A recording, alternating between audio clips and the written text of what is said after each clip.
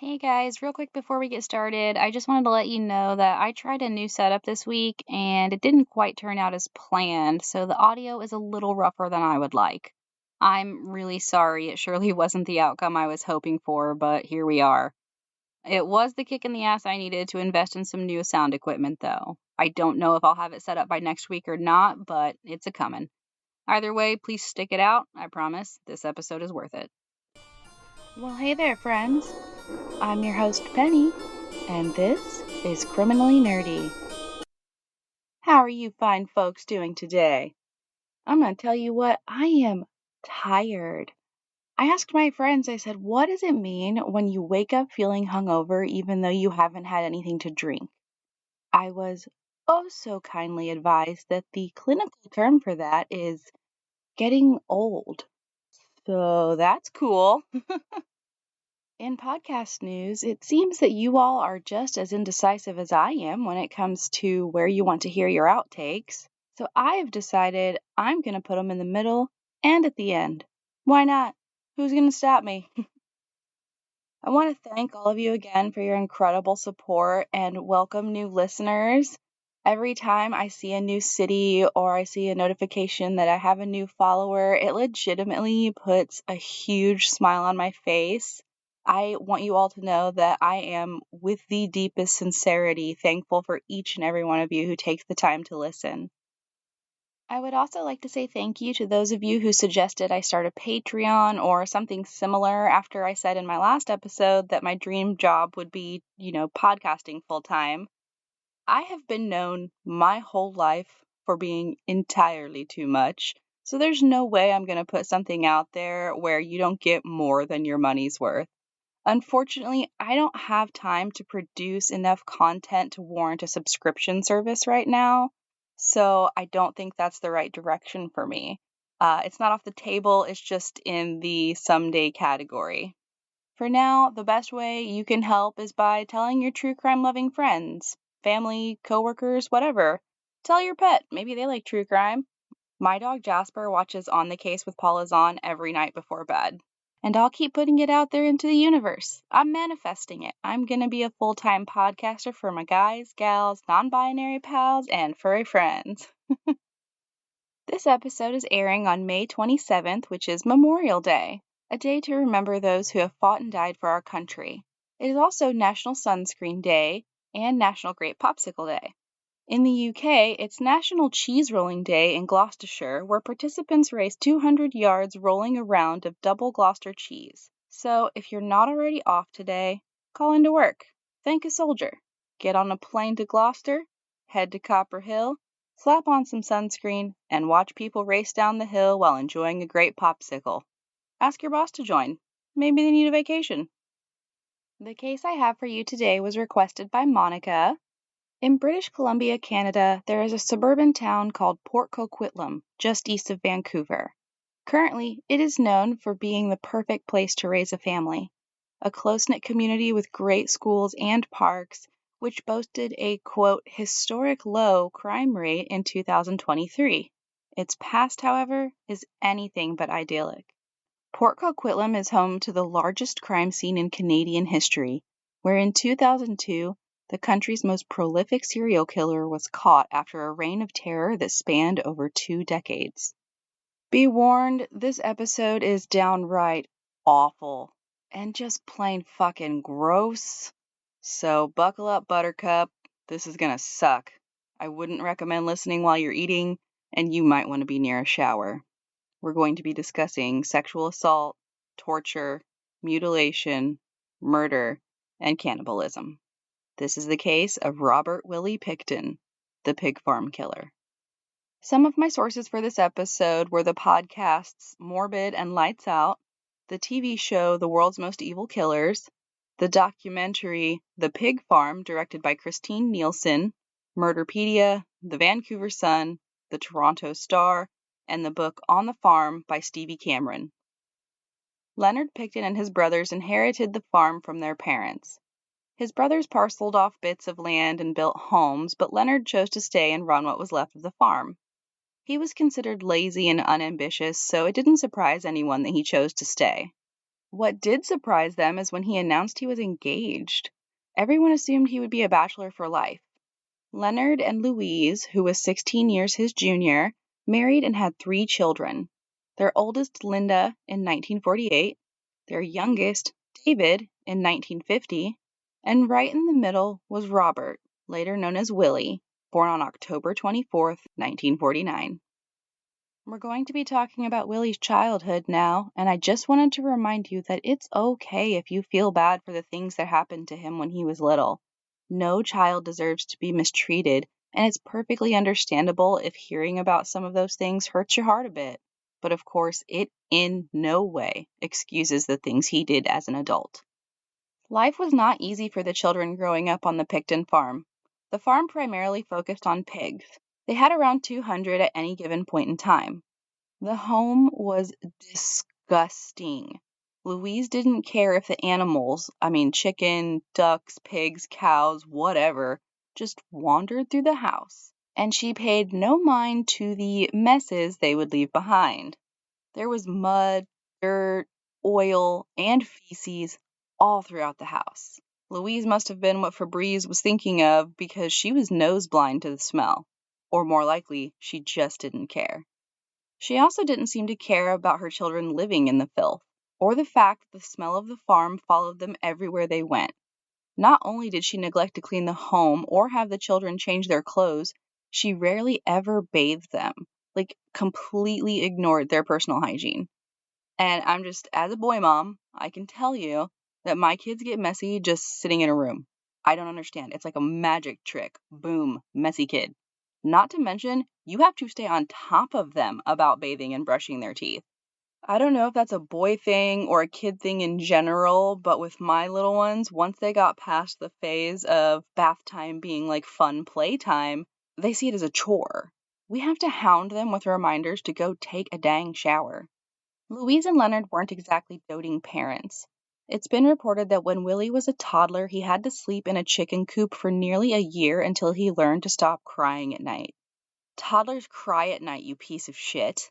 They cry during the day. They cry when they're happy, sad, tired, overstimulated, you name it. Toddlers cry. That's what they're supposed to do. When he was around 3 or 4, which is still a fucking toddler, he remembers getting a severe beating for crashing his father's truck.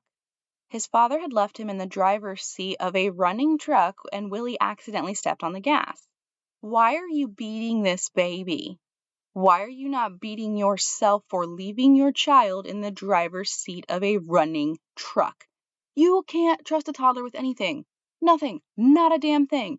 Take your eyes off of them for 1 second and something is broken or spilled or colored on. But go ahead. Beat the child instead of taking responsibility for your negligence.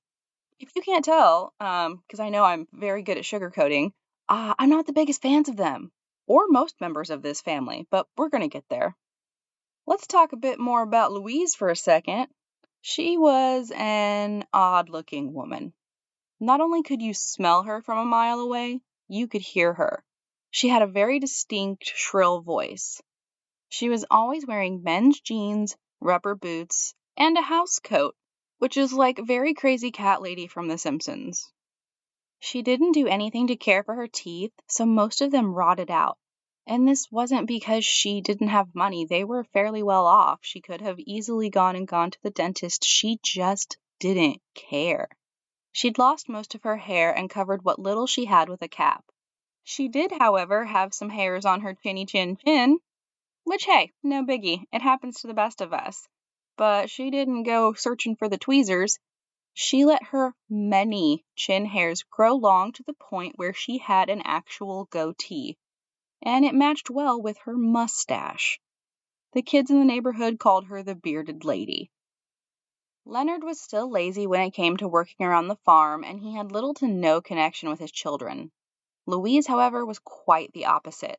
Many called her a workaholic, and she demanded the same from her children. She had the boys working long hours on the farm as early as they could remember, and didn't let up when they started school. Which, hey, instill that work ethic. No problem with that. But kids do need rest for development, both physically and mentally. Not to mention, they need time to socialize, study, and just be kids. She sent them to school unwashed and in dirty clothes. Sending children to school like this is just unfathomable to me. Kids can be mean for absolutely no reason. Why give them ammunition to use against your own children? The Pickton children quickly earned the nicknames Stinky Pig and Piggy. The teasing was relentless, and this wasn't the only aspect of school that was difficult for Willie. He had a speech impediment, and after failing second grade, he was put into special education classes. Outside of his attachment to his emotionally absent mother, Willie mostly turned inward.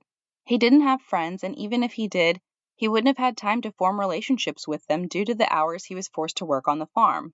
His behavior grew increasingly creepy.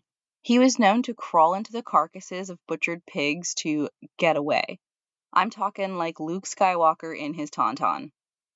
When Willie was 10, his parents bought a larger farm, around 40 acres.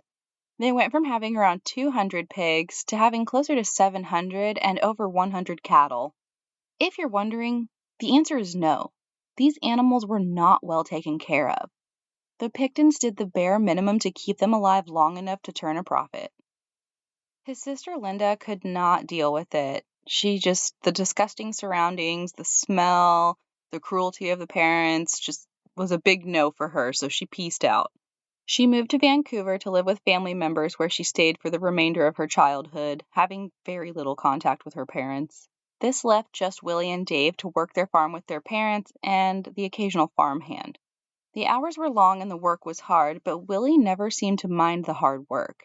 He also didn't seem to have a problem with the filth. It's like he just enjoyed being disgusting. Even though they had a new farm and were relatively wealthy, they still lived in squalor.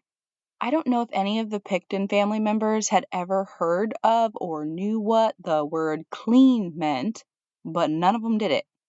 And aside from the mess that came from allowing the animals to just waltz through their home, it was covered in food and garbage, which also attracted insects. Ew. Sidebar, my wife grew up on a farm literally 10 times the size of this one, so being a city gal, I had some questions. She said yes, that many animals would be a lot of work, but it would be manageable, and the animals are no excuse for the property or the house being so gross. You clean up after them. That's part of the job. Just so everyone knows, these are not typical farmers. Most farmers take great pride in their homes and their property, and they take the well-being of their animals very seriously. When he was 12 years old, Willie bought a 3-week-old calf with $35 that he had been saving up. He bought the calf as a pet, and he made it very well known. It was his responsibility to feed it and take care of it, which he happily did. Just 2 weeks after getting it, he rushed home to feed his calf, as he did every day. He started to panic when he couldn't find it. The calf's pen was locked, so someone had to have let it out. He asked if anyone had seen it, and his father told him to go check the barn. Willie was shattered when he found that it had been slaughtered. As if it weren't bad enough that they had just killed his pet and taunted him with it, his father suggested he should eat some of the meat. I can't understand why would anyone do this to a child? Why would anyone do this to anyone? Willie wouldn't speak to anyone for days. He loved that calf. It was so special to him because it was the only friend he had. His mother offered him $20 to buy a new calf, but the damage had been done. In 1963, at the age of 14, Willie dropped out of school and began working as a butcher's apprentice. At some point, a fire broke out on the farm and a significant number of pigs unfortunately died. To make up for the loss, Louise registered B&C Frosted Foods as a business in 1965. Most people didn't have the freezer space to hold large amounts of meat. So if you wanted to buy meat in bulk like what you would get from a pig farm, you would need a place to keep it frozen. Under this business, they bought up several industrial-sized freezers. They would keep the meat that people purchased and keep it frozen for them until they had space for it in their own homes. This was a pretty smart business move. They had very little overhead with Willie butchering the pigs and making money from both selling and storing the meat. In October of 1967, Willie's younger brother Dave had just gotten his license and was taking his father's truck for a drive. Their 14-year-old neighbor, Timothy Barrett, was walking home from a friend's house. Somehow, whether an accident or not, Dave hit Tim with the truck. Tim was seriously injured. In a panic, Dave drove home and told his parents what had happened. Louise saw the damage to the truck and told Dave to have it fixed immediately. She then went to the scene and found Tim. Instead of calling for police, Louise coldly rolled his body into a flooded embankment on the side of the road. Yeah, you heard me. She rolled this child, injured and gasping for breath, into a ditch, and then just waddled home. Dave had taken the truck to a mechanic to have the dented hood and broken turn signal fixed. It struck the mechanic as odd because he knew the Picktons. All of their vehicles were beaten up and broken down. What was so important about a dent in a turn signal? Meanwhile, when Tim didn't come home, his parents began to worry. His mother called the friend who he had been spending time with and was told that Tim left hours ago. Springing into action, Tim's parents and a neighbor began searching for him.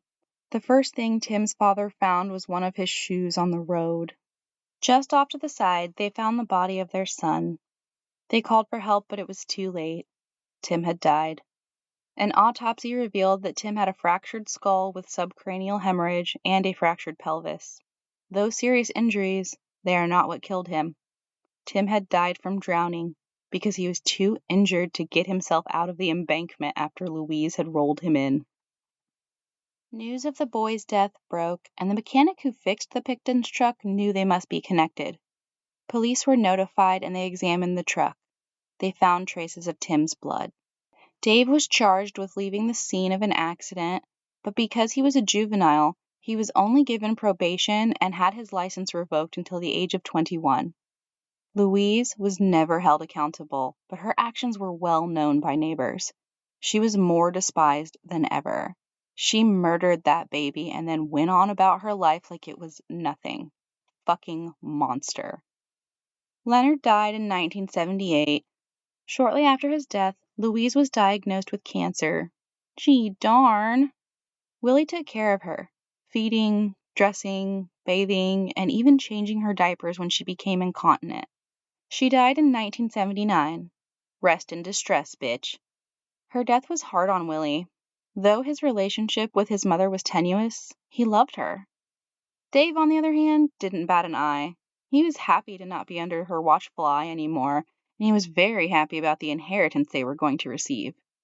Willie wasn't quite as happy because there were contingencies to Willie's portion that didn't apply to Dave and Linda. Everything was to be split evenly between the three, but Willie was only given $20,000 up front. He could not access the rest of his inheritance unless he stayed on the farm until he was 40 years old. Linda had made a life for herself in Vancouver, and I believe she was actually married at this time. She only spoke with her brothers on rare occasions that had to do with things pertaining to the farm or business. With their parents gone, Dave and Willie had money in their pockets and free reign of the farm. They had begun hanging out with members of the infamous biker gang, the Hells Angels. Dave liked to drink and party with them. Willie didn't drink or do drugs. He was more or less just always around. In 1980, they started running a chop shop out of the Pickton farm. It was an easy cover because the property was already cluttered with piles of garbage, mounds of dirt, and broken down cars. Willie found he was pretty good at taking apart cars. He didn't find it much different than taking apart animals. In 1981, the brothers hired a couple of teenage boys to work the farm. What would later be discovered is that they were actually having the boys steal cars for them to break down and sell the parts of. One of the boys remembers Willie offering him a piece of ham as a bonus. The other boy warned him not to take it. He noticed that it was dark and stringy, not light and marbled like ham usually was. Willie was very private and did not like people in his room. He lived in the basement of the house, and one day, Dave took 2 women down there while Willie was out. They were appalled. The house and the farm were disgusting, but Willie's room was next level. There was a gross, stained mattress on the floor, a stuffed horse head, which was Willie's old horse. After the horse was injured and had to be put down, Willie sawed off its head and had it taxidermied. And then just, kept it next to his bed, slept with it. Willie was usually quiet and mild-mannered, but this enraged him. He spit in one of the women's faces and threatened to kill them if they ever came into his room again. This little outburst was just a minor glimpse of what Willie was capable of. Even Dave seemed scared by Willie's reaction. He actually had Willie move out of the house, which Willie was happy to do. He moved into a rundown trailer on the property, but that's about all that changed. He still lived in filth, and he paid very little, if any, attention to his hygiene. People said that you could smell him coming long before you would see him. In fact, he used butter to smooth his hair back. The man who didn't bathe used butter in his hair. There's this thing called hair gel, bro. It was big in the 80s. Or mousse, or hairspray. Anything that isn't going to curdle and melt down your face. You are so beyond filthy. Why? Why would you actively go and make it worse? Oh, and speaking of good old Dave, Dave was no saint. If he thought a woman was overweight, he would call her a fat cow. First of all, motherfucker, shut the fuck up. Second, he was nothing to brag about. He was described as short, squatty, dirty, and smelly. Those in glass houses, bitch. In 1992, Dave sexually assaulted a woman. She reported it to police and charges were filed. But before anything could happen, Dave's biker friends came around and intimidated her against testifying. She was so terrified that she actually moved to a different city. So Dave ended up with a slap on the wrist of a $1,000 fine and probation. If for any reason I haven't painted a clear enough picture for you of these two, there was a sign at the entrance of the farm that said, "Warning, this property is protected by a pit bull with AIDS." Yeah, okay, I'm just making sure we're all on the same page about these fucks. Despite being the worst, they ran into some good fortune when the land around the farm began being developed. They sold off portions in 1994 and 1995, making them very wealthy and still leaving them around 16 acres for the farm and for what would be Dave's passion project. In 1996, Dave opened Piggy's Palace Good Time Society. He registered it as a nonprofit venue that would be used to raise funds for charitable organizations. My ass. It was an excuse to party. People came from all over to party on the farm. Even police officers would come and throw a few back. In fact, the mayor of Port Coquitlam was once in attendance. They would throw raves with up to 1,700 people in attendance. Through these parties, Willie made several friends. They weren't always the most upstanding people, but Willie attracted them because he was willing to give them money, buy them drugs, and supply them with not only all the alcohol they needed, but a place to stay.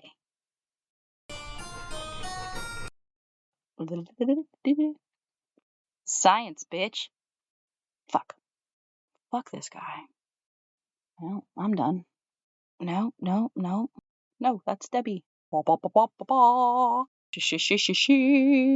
Just, my skin is crawling. Mechanic. La la la. Hello. Unifest. That's a thing. Oh, it's so fucking early. And I'm a morning person. The largest cereal? Blech. I don't want to describe this bitch. That's not funny. No, shit. Come on, Penny. Come on, Penny, you can do it. Like, who's enforcing that? Donkey. Shrek? Donkey. Willie hadn't really had success in finding a traditional relationship. I know, it's shocking. So now that he had money, sometime around 1995, he began frequenting Vancouver's Lower East Side in search of sex workers. The Lower East Side, or Low Track, was populated mostly by sex workers, those struggling with drug addiction, and several who were battling mental illness but had been deinstitutionalized after two of Coquitlam's psychiatric hospitals were closed in the 1970s.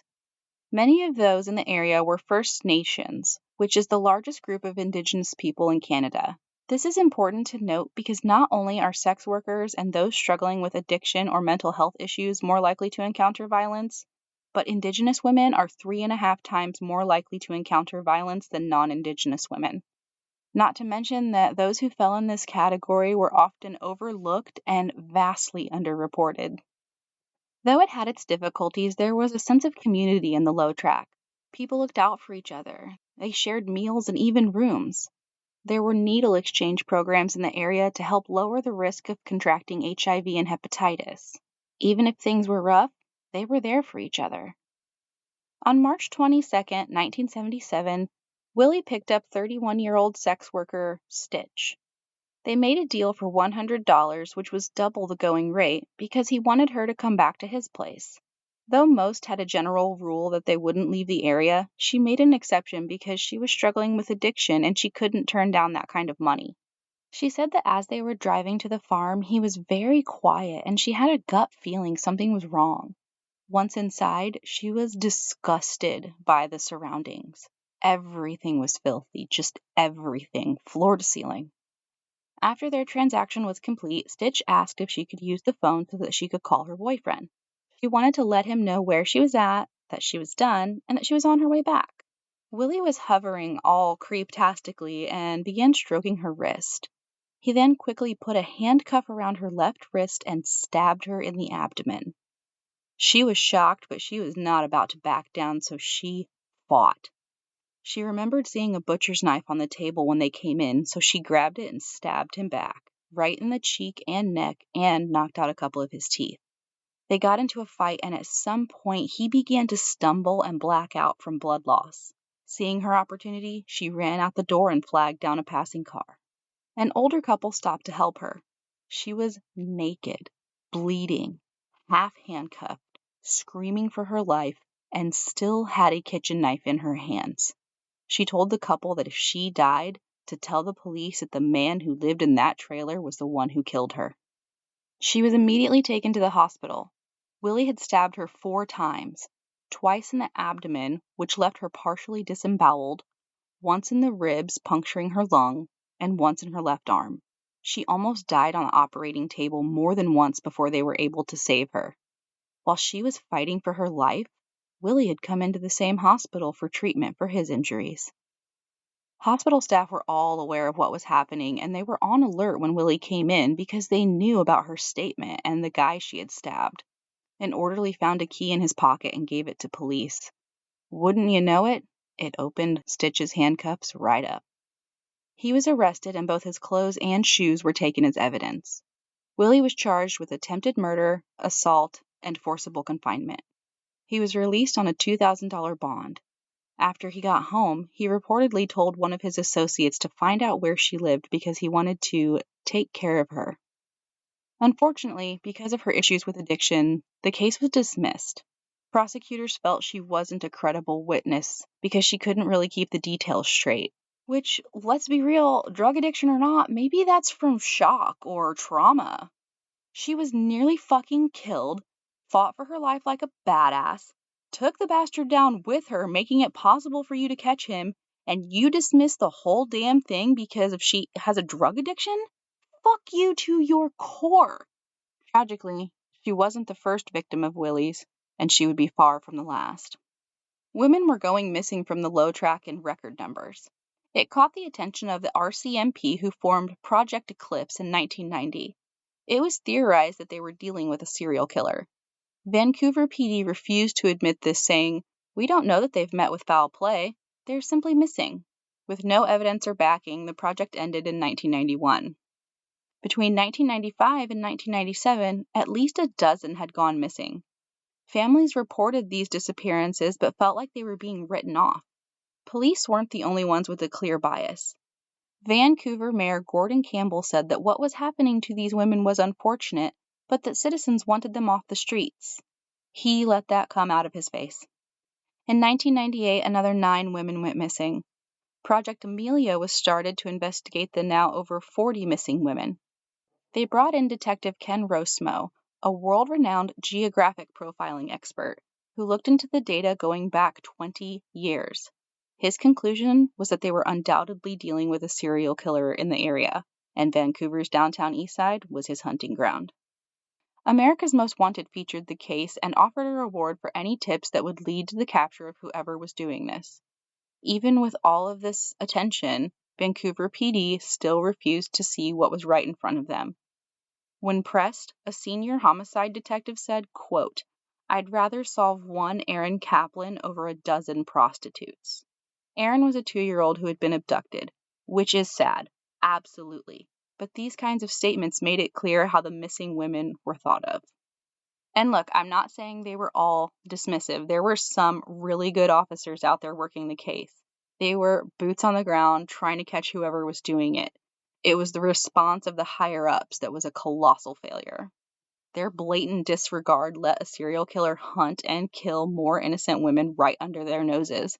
Not to mention, their lack of response and very public statements made that killer feel pretty comfortable doing it. The families of the missing women refused to relent. They went to media outlets sharing their stories and even held rallies to raise awareness. The women in the low end were taking action as well. They banded together and made a bad date list and often used a buddy system. Willie immediately wound up on the bad date list. And honestly, I don't know if it's because he did something or suspicions of something he may have done, or if it was simply for the fact that he looked sinister as hell.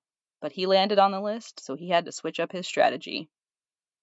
He started using women that hung around the farm. He supplied them with money, alcohol, drugs, and even a place to stay, and in return, they would help him pick up women. One such occasion happened on March 2nd, 1999. Willie and his friend Lynn, who is also a bottom-dwelling piece of garbage, picked up 34-year-old Georgina Papin. The three went back to Willie's trailer and partied it up. Lynn had taken drugs and passed out. When she woke up, the trailer was empty, but there was a light on in the slaughterhouse. She went to see what was happening and came across the most frightening thing I can imagine seeing. Georgina, dead, hanging from meat hooks, while Willie was gutting her like an animal. Willie saw Lynn and threatened that if she ever said a word about what she'd seen, she would end up in the same position. Terrified, she didn't report it to the police, but she did tell one of her friends. One of those friends, having a soul, called the police and told them what they'd heard. Investigators brought Lynn in for an interview, but she gave them nothing. Instead, she went back to Willie and told him that her silence would come at a price.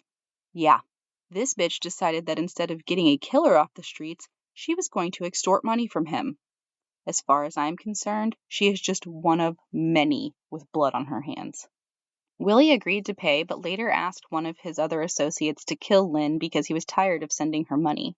This never happened, though, because Lynn did end up testifying against Willie in his later trial. She's not the only one of his friends he would turn on. The year before, Willie was hanging with Andrew Bellwood, another one of the many who hung around the farm doing odd jobs for money or a place to stay. Willie asked him if he wanted to go get a girl, and Andy said no, he wasn't interested. And then Willie said, "Want to know what I do with them?" Willie then pulled out handcuffs, a piece of wire, and a belt from underneath his mattress. He said he would then stroke the woman's hair while she was face down on the pillow and tell her everything was going to be okay. It'll all be over now. He would then strangle them and take their body to the slaughterhouse. He told Andy that he butchered them and would feed their bodies to the pigs. Pigs that he would starve for days on end so that they would demolish the women quickly. And whatever didn't get eaten was sent to a rendering plant. For those like myself who don't know what a rendering plant is, don't worry, I looked it up. After an animal is butchered, there are things that can no longer be used, like there are certain parts of meat that can't be used, bones, feathers, fur, and teeth. So they're sent to a rendering plant and then broken down into gelatin or oils that are used in cosmetics and soap, paint, plastic, candles, just to name a few. Pickton's meat business was a large operation. Aside from the animals he raised on the farm, Willie would also go to auctions and buy animals to butcher and sell.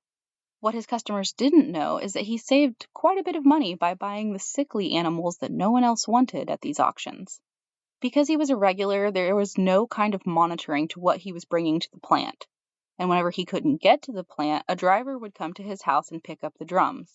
During one such pickup, a driver noticed something odd. Inside one of the drums, he noticed whole chunks of meat. This wasn't usual. Farmers cut off every bit of meat they could use, and what did make it into the drums would be very little. But no one ever asked questions, which I'm going to forgive because I'm sure the last thing on your mind is that you're transporting the remains of a human being. 2 days after the conversation with Andy, he was approached by two of Willie's other associates. They asked to speak with him, and he said sure. They took him to a trailer where they proceeded to accuse him of stealing things from the farm and beat him senseless. He had never stolen anything. He knew this wasn't about stealing. It was a message that Andy had better keep his mouth shut about what Willie had said. Andy wanted nothing more to do with the farm, so he caught the next ferry to Vancouver.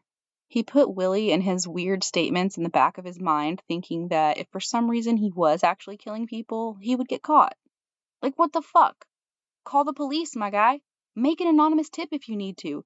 Don't just put that in the back of your mind. If it's possible that he is actually killing people, do something. Also in 1999, a man named Bill Hiscox told police that his friend Lisa Yelds had seen women's clothing, purses, and other items in Willie's trailer. Police went hoping to verify this statement, and she denied everything.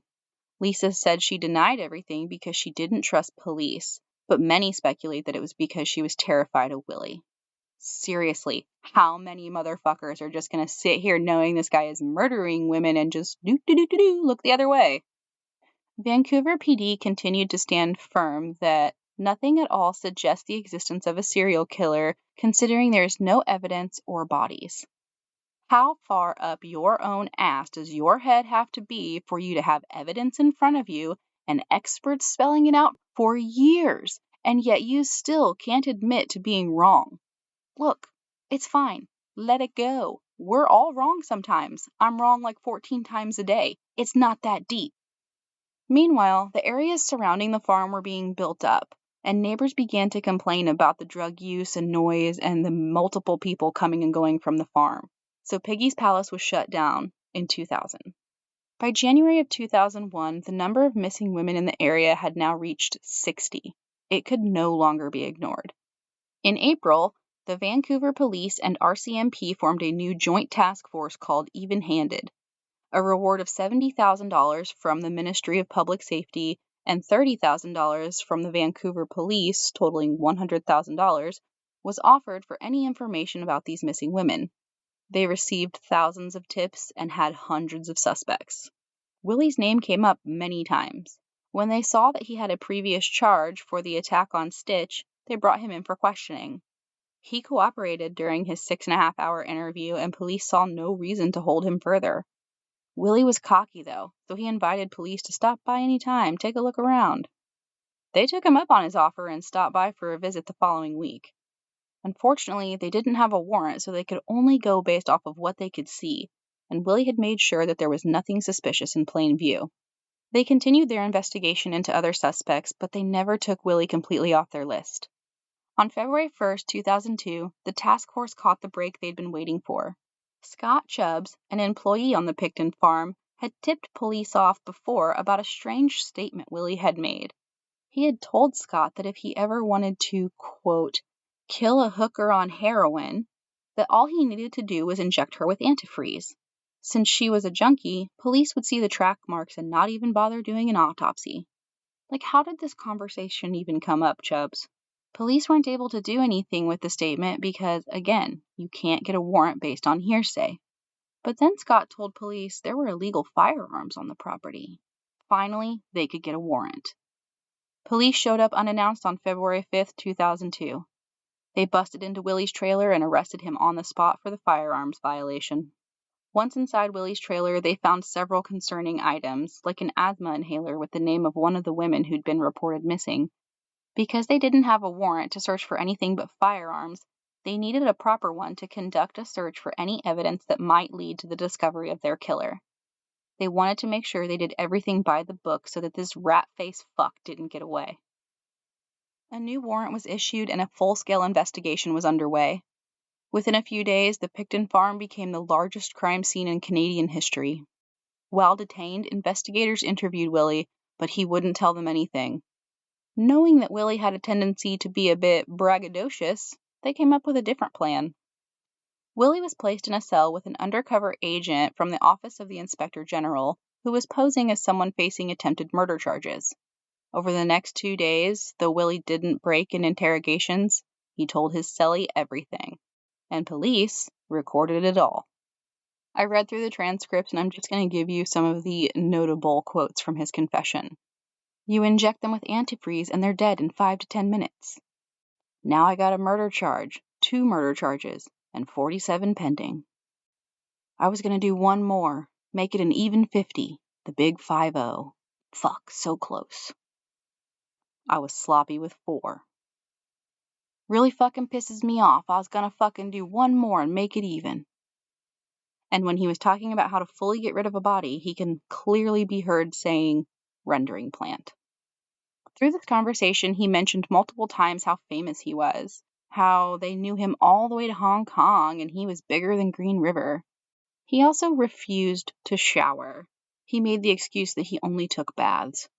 Sir, I find it hard to believe that you have ever taken a bath. Sidebar, I hope that agent got a raise for the simple fact that he had to share a cell with that stinky son of a bitch, and therapy for the shit he had to hear come out of Willie's mouth. In Willie's trailer, they found several items that belonged to his victims, including clothes, shoes, notebooks, and jewelry. Next to his bed was a box full of assorted knives. They found 2 pair of faux fur-lined handcuffs which were found to have blood on them, night vision goggles, a syringe filled with blue liquid, boxes of ammunition, and most disturbingly, a .22 caliber rifle with a dildo over the barrel, which forensics confirmed had traces of secretions, suggesting that at least one woman was shot while being penetrated with it. They found blood all over his mattress and in several other areas of the trailer. On the farm, they found 2 buckets and a freezer. Inside of each bucket was a skull, cut in half vertically, along with the hands and feet of the victims. The head, hands, and feet of another victim were found in a trash can on the property.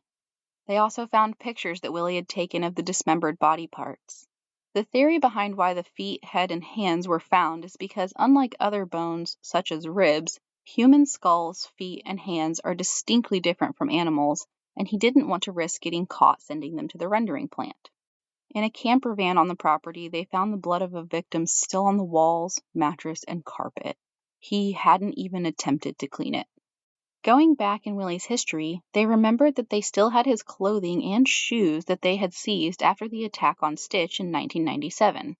After testing the clothing, they found the DNA of 2 more women who had been reported missing prior to Stitch's attack. Had prosecutors not dismissed the case, those clothes would have been processed and many lives would have been spared.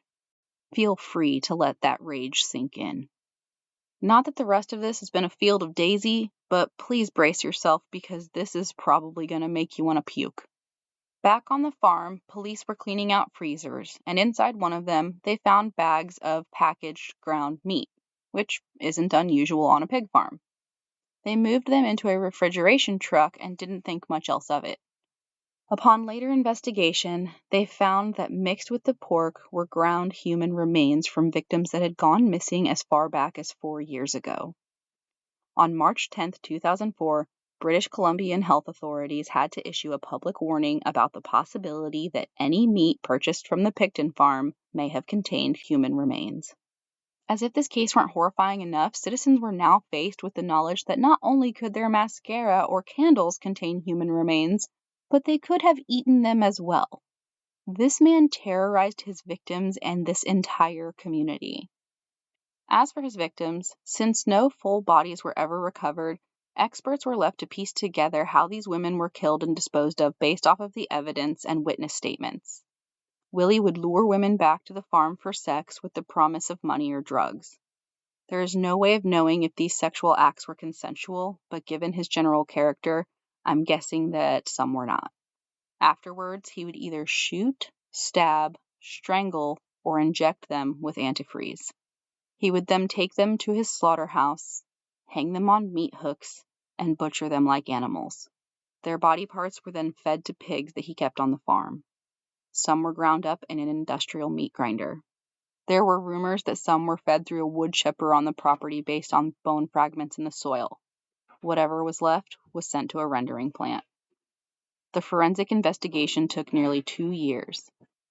They were able to confirm the DNA of 33 women. Because of the sheer amount of evidence, which included 200,000 DNA samples, 235,000 seized items, and 40,000 crime scene photos, it took nearly 5 years to finish building the case. Robert Willie Pickton was charged with 27 counts of first-degree murder. The judge split the trial in two. The first trial was for the 6 women who were fully identifiable. The second trial would be for the additional 20 women who were only partially identifiable. One count was dismissed because the victim was not able to be identified. Jane Doe. Half of her skull was found in 1995. It was found in a lagoon off a property. Forensics determined that the victim died in 1994. The skull was found cut in half vertically, just like the other skulls on the Pickton farm. They also found residue that indicated that the piece of skull had been kept in a freezer for a long period of time before being discarded. During the investigation on his property, a rib bone that matched the DNA of the skull was found. Not only had this investigation been the largest in Canada's history, it was also the most expensive. The investigation and trial cost the Canadian government over $100 million. His first trial lasted 11 months. There were 98 witnesses for the prosecution and 30 for the defense. After 9 days of deliberation, they came back with a verdict of not guilty of first-degree murder. Hold on, it's okay. Instead, they found him guilty on 6 counts of second-degree murder. He was convicted of the second-degree murders of Marnie Frey, 24 years old, Brenda Wolfe, 32 years old, Georgina Papin, 34 years old, Andrea Joesbury, 22 years old, Serena Abbotsway, 29 years old, and Mona Wilson, 26 years old. I'm sure you have questions, and so do I. The reason the jury reduced the charges from first-degree murder to second-degree murder is because they were not convinced that Willie acted alone. And neither am I, but we don't have time for that discussion today. The judge sentenced him to the maximum allowed under Canadian law. Since Canada did not allow for concurrent sentencing at the time, already at the maximum, so the additional 20 charges were stayed. Willie is still charged with, though not convicted of, the first-degree murders of Diana Melnick, 23 years old, Tanya Holk, 23 years old, Cara Ellis, 25 years old, Sherry Irving, 24 years old, Andrea Borehaven, 25 years old, Helen Hallmark, 32 years old, Cynthia Phelps, 43 years old, Carrie Lynn Koski, 38 years old, Inga Hall, 46, Sarah DeVries, last seen in April of 1998, Angela Jardine, 27 years old, Jacqueline McDonald, 22 years old, Jennifer Firminger, 28 years old, Wendy Crawford, 43, Tiffany Drew, 27 years old, Deborah Jones, 42 years old, Patricia Johnson, 25 years old, Heather Bottomley, 27 years old, Heather Chinnock, 30 years old, and Diane Rock, 34 years old. Canadian law changed in 2011, allowing for concurrent life sentencing and consecutive parole ineligibilities, but it was too late. He had already been tried, meaning he would be eligible for day parole in February of 2024, which was this year, but that hearing hasn't happened yet, and eligible for full parole in February of 2027. At that time, the stayed charges could be revisited and tried, but let's be honest, no parole board would ever allow him to step foot outside of a prison ever again. Just over a week ago, on Sunday, May 19th, 2024, another inmate attacked Pickton. He was speared in the head with a broken broom handle. He is currently on life support and is not expected to survive. I'm not saying violence is the answer, but in this case, I'll make an exception. There is no way of knowing when he committed his first murder or how many he actually committed. It is believed that his rampage lasted from 1979 to 2002, though the murders he was convicted of took place between 1995 and 2001. Between 1979 and 2002, 62 women went missing from the downtown Eastside, of which Willie claimed to have killed 49. Because of this case, the Vancouver Police Department announced in 2010 that it would be doing an exhaustive management review of the missing women investigation, which they say is a necessary examination of why it took so long for Robert Pickton to be arrested. The Vancouver Police Department also issued an apology to the victims' families. Red Dress Day started in 2010, celebrated on May 5th in Canada. Those observing the day wear red dresses or hang red dresses from doors, statues, or trees. They also have marches, rallies, bike rides, and fundraisers to raise awareness of the missing and murdered Indigenous women and girls crisis, and they pay their respects to those who have been lost. Willie preyed on those in the most vulnerable of positions: sex workers, Indigenous women, those struggling with addiction, those struggling with mental health issues, people who are marginalized by society. But they were so much more. They were human beings, beautiful, innocent women. They were daughters. They were mothers. They were sisters. They were caregivers. They were artists and poets. Some had fallen on hard times, but they had so much left to give to this world. They and their loved ones were robbed of the opportunity to see what beauty they would have created because this monster hunted them down and took what didn't belong to him or anyone else: their lives. They were worth caring about then, and they're worth caring about now. And that, my friends, is the case of Robert Willie Pickton, the pig farm killer. That's all I have for you today, my guys, gals, and non-binary pals. Don't forget to subscribe so that you never miss an episode, like your monthly bonus episode that's coming up this Saturday, where we take a look into what some consider to be the spark that ignited the Pride movement. Pretty please make sure to drop a 5-star wherever you're listening. It really helps the podcast. You can find me on Facebook and Instagram at Criminally Nerdy Podcast, Twitter, X, whatever, at Crime Nerd Pod. Or shoot me an email anytime, like if you want to give me your address so I can send you a Criminally Nerdy Pride sticker, at criminallynerdypodcast@gmail.com. Till next time, keep it nerdy. Ob jobs. I need more coffee. Bleh. Denied. Just, ew. Okay, why has science not figured out how to put coffee into an IV? I didn't like that. Ugh, God. No, I was too upbeat for sexual assault. Several. Give that woman a fucking medal. That'll do. In the Canada? Yeah. No, I don't like her. Alright, now we're talking. But I cannot fucking say this. Some fava beans and a nice Chianti. Oh, please, God, no. Here we go. $1 million. I got 99 problems, but a bitch ain't one. Fuckity fuck shit. Canna-na-na-na.